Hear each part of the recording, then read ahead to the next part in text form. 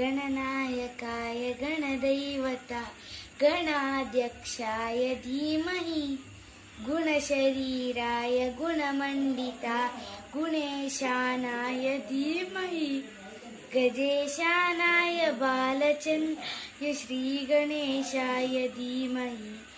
एकदन्ताय वक्रतुण्डाय गौरीतनयाय धीमहि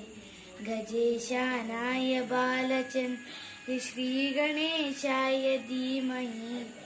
एकदन्ताय वक्रतुण्डाय गौरीतनयाय धीमहि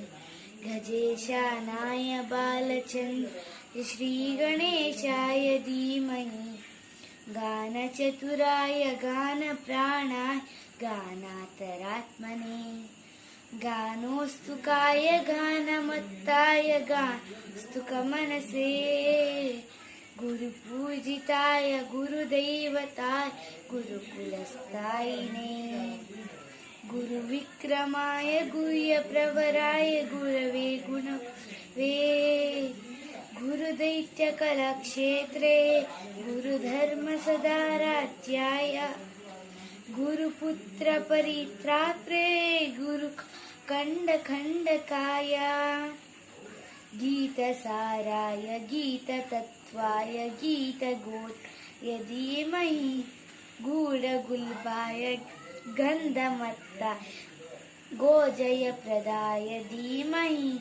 गुणातीताय गुणाधीश गुणप्रवेष्टाय धीमहि एकदन्ताय वक्रतुण्डाय गौरीतनयाय धीमहि गजेशानाय बालचन्द्राय श्रीगणेशाय धीमहि एकदन्ताय वक्रतुण्डाय गौरीतनयाय धीमहि गजेशानाय बालचन्द्राय श्रीगणेशाय धीमहि ಧನ್ಯವಾದಗಳು.